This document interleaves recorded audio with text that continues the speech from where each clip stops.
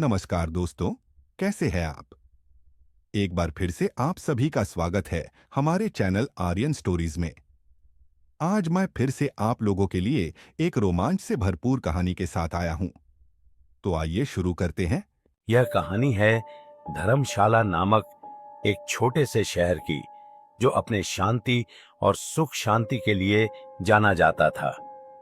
लेकिन कुछ महीनों पहले एक अजीब सी घटना ने इस शहर के आम जीवन को बुरी तरह से प्रभावित कर दिया। लोग अब अपने घरों में बंद रहने लगे थे। एक डर उनके दिलों में घर कर चुका था और हर तरफ एक ही सवाल गूंजता था, क्या ऐसा हो सकता है जो हम समझ नहीं पा रहे? धर्मशाला एक शांतिपूर्ण शहर था, जहां की सड़कों पर शांति और स्वच्छता का माहौल था। लोग बिना किसी चिंता के अपना जीवन जीते थे। लेकिन सब कुछ तब बदल गया जब एक रात शहर के बाहरी इलाके में स्थित एक पुरानी हवेली से एक अजीब आवाज सुनाई देने लगी। यह आवाज ऐसी थी जिसे कोई भी नहीं समझ पा रहा था। कुछ दिन तो लोग इसे नजरअंदाज करते रहे, लेकिन फिर धीरे धीरे वह आवाज और भी डरावनी होने लगी। हवेली, जो अब खंडहर बन चुकी थी, एक समय में शहर के सबसे बड़े रईसों का घर हुआ करती थी। मगर अब वह भूतिया किंवदंतियों और अजीब घटनाओं का केंद्र बन चुकी थी। लोग कहते थे कि वहां किसी भटकती आत्मा का बसेरा है, लेकिन कोई इसे सच मानने को तैयार नहीं था। लेकिन फिर कुछ और घटित हुआ जो लोगों के दिलों में खौफ पैदा कर गया। रात के समय हवेली के पास से एक और अजीब घटना घटित होने लगी। हवेली के बाहर एक पुरानी तस्वीर के पास एक औरत का चेहरा दिखाई देने लगा था। यह चेहरा पहले साफ साफ था, लेकिन धीरे धीरे उसमें बदलाव आने लगे। चेहरा डरावना और विकृत हो गया था। यह घटनाएं अब किसी एक इंसान के अनुभव से कहीं बढ़कर हो चुकी थीं, क्योंकि अब यह सबके सामने हो रही थी।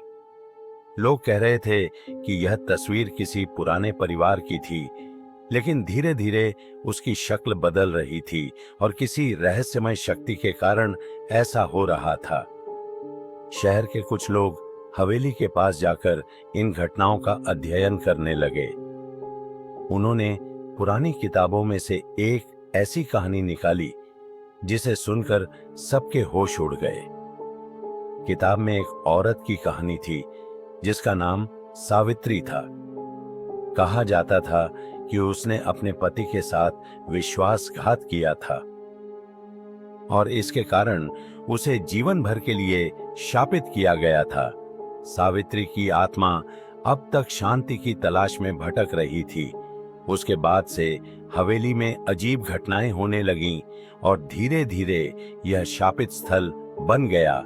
लेकिन यह केवल सावित्री की आत्मा नहीं थी जो हवेली में भटक रही थी। धीरे धीरे लोग यह महसूस करने लगे कि हवेली में और भी खौफनाक चीजें हैं। कुछ लोगों ने हवेली में दाखिल होने की कोशिश की, लेकिन उनमें से कोई वापस नहीं आया।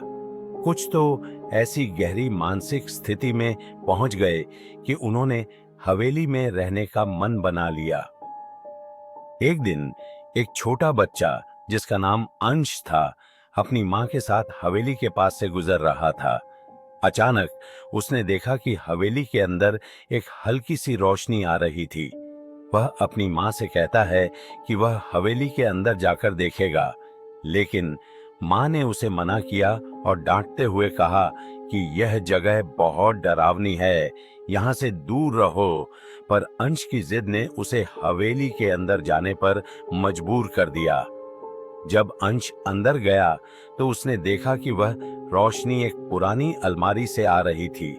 जैसे ही उसने उस अलमारी को खोला, उसमें से एक पुराने समय का एक बेहद डरावना शोर सुनाई देने लगा। अंश को लगा कि वह किसी बुरी शक्ति के संपर्क में आ चुका है। अंश की आंखों के सामने अचानक बहुत सारी भूतिया आकृतियां तैरने लगीं।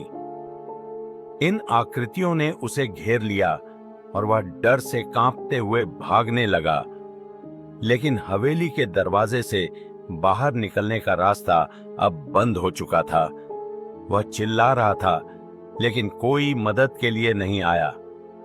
अंश के बाद हवेली में और भी कई लोग गए, लेकिन कोई भी वापस नहीं लौटा। धीरे धीरे यह पता चला कि हवेली का शाप केवल सावित्री की आत्मा तक सीमित नहीं था। वहां कुछ और खौफनाक ताकतें थीं जो लोगों को अपनी गिरफ्त में ले लेती थीं। यह किसी भी इंसान के लिए वहां से बचकर निकलने का सवाल नहीं था। शहर में अब सन्नाटा था। लोग एक दूसरे से मिलते तो बस यही बातें करते कि कौन अगला शिकार बनेगा, और जो लोग हवेली के पास से गुजरते वे खुद को उस जगह से दूर रखने की कोशिश करते थे।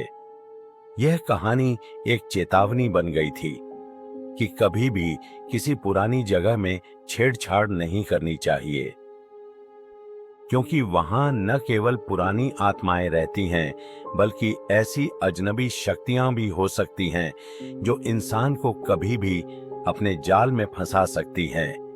धर्मशाला का नाम अब उस डरावनी हवेली के साथ जुड़ चुका था और लोग कहते थे, यहाँ का हवेली शापित है, जो भी वहां जाएगा लौटकर नहीं आएगा।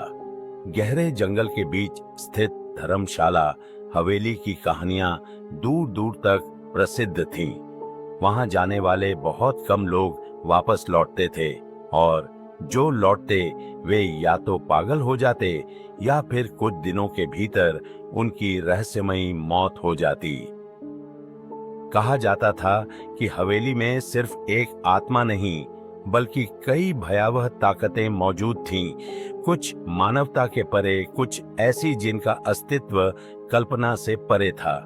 सन 1985 में 4 दोस्त राहुल, समीर, नेहा और अजय ने इस हवेली के रहस्य को जानने का निश्चय किया।